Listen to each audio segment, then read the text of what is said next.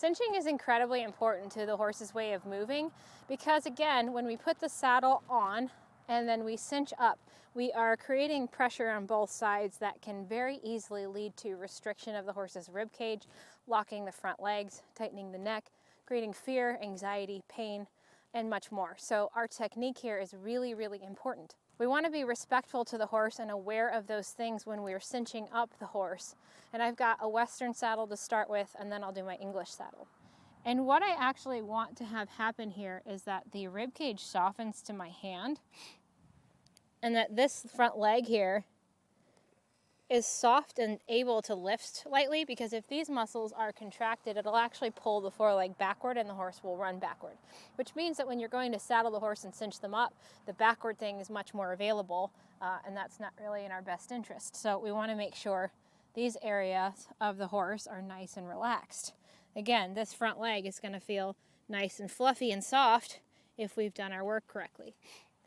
So when I am ready to cinch up, I'm going to let these cinches down. I'm going to let them down gently. I'm not going to let them go flying and bang them in the legs. So I make sure they don't hit them in the legs. And before I get to the other side, I'm just going to take a little check of how that fits so I can let it down on this side.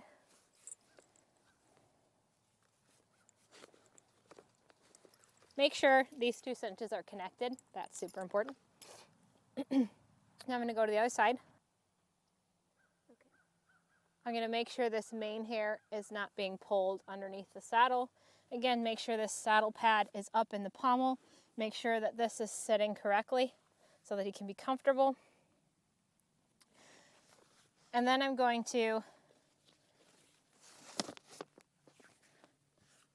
make sure my latigo is ready to go. So when I reach under to get the cinch, this is unrelated to posture, but it's just a safety tip. You don't want to stick your face right under there. I tend to stick my butt toward the underside of the horse and go reaching under. When I reach under, don't snug this up tight. You can see he's already getting ready to be a little bit mad at me. So when I bring this under, I can hold it, the tension from here without it pulling up tight here.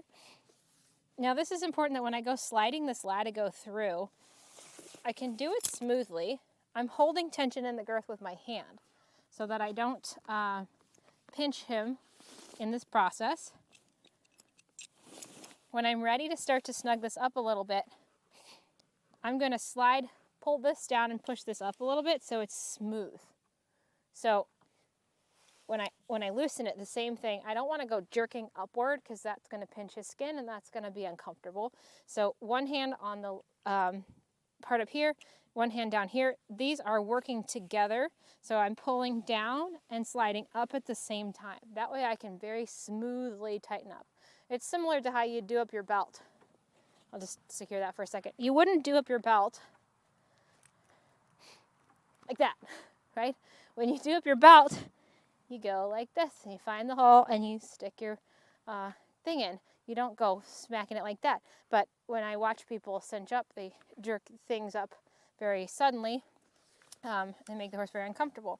So when I'm ready to find the hole to secure it in, slide smoothly, find my hole that I'm ready for, pull this down smoothly, and secure the tail of my latigo. And then when I go to do the back cinch, I want to make sure that this is not so tight that he's turned into Mr. Peanut, but it should be not so loose that it's unsafe. I don't want him to get a hind leg through the back cinch. I like my back cinches to be easy for the horse to feel so they don't forget about it, but not so tight that it's uncomfortable. And then if your back cinch is too loose, it doesn't really do its job of securing the back of the saddle anyway. So I've got my two cinches secured, made sure that they're connected, cinched him up gently. He's not mad at me. And then when I'm ready to walk him forward, this is really important. When I'm ready to walk him forward, if the horse is at all prone to running backward, I want to make sure that I lead him off to the side so that he can unwind his front feet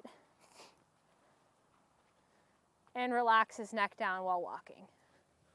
This mare is a little bit cinchy, so I'm going to put the saddle on her and walk you through how I might go about that. Bring her back over here with me. When I put the saddle on, I'm extra careful to swing it down respectfully. I try to make sure before cinching up, this is super basic, but it's easy to forget, that the flap is not rolled up on the offside and that your billets are secure. Don't forget to check both sides before cinching up, just to make sure that your saddle is laying flat and your pad is as well. I'm going to start the cinching on the other side and come back over to you.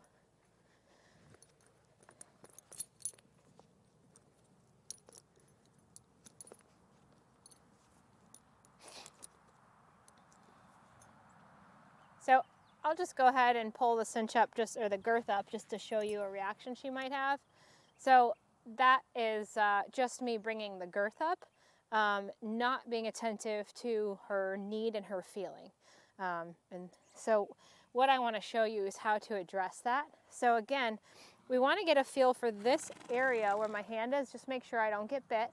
So I keep a feel for her behind me while I'm doing this. So one thing that's really important to me is that if we ignore the horse's feeling and they respond and react, and we react by whacking them in the face or something, it's not very respectful of the horse, for one, but for two, what horses start to learn is how to get quicker and sneakier about it. So you're not really educating them anything anyway.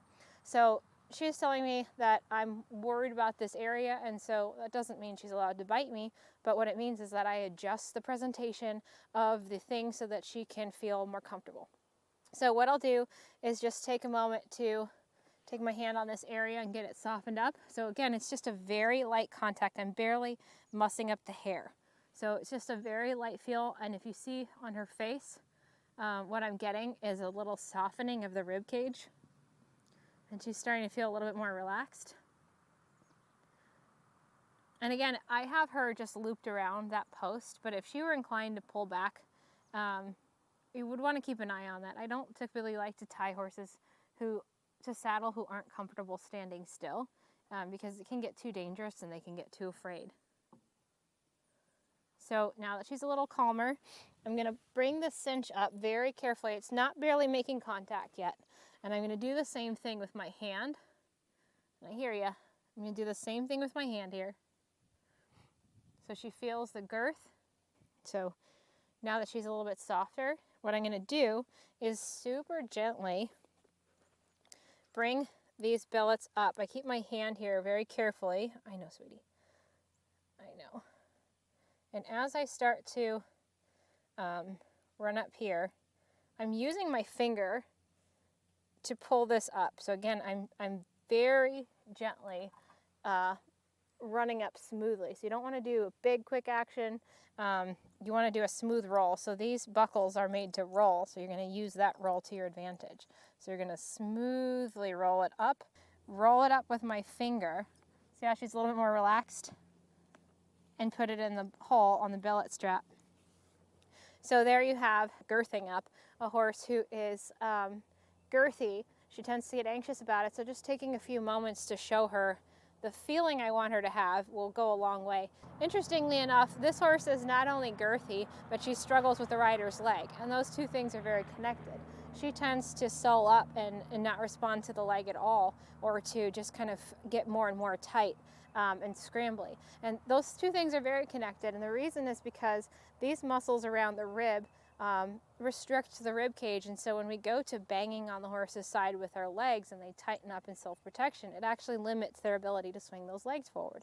So everything is connected to everything, reason being, if the horse is habituated to contracting the ribs, contracting the back, contracting their body, they're not going to be freely forward, they're not going to be comfortable, and they certainly are not going to have good associations with our equipment and our aids and our bodies. So the way that we do one thing is really the way that we do everything, and for a horse, they aren't going to separate in their mind just getting tacked up versus how we do our schooling work. So if we want the horse to carry a good feeling through their body or to move well, then we need to have good technique in the way that we handle them with our tools.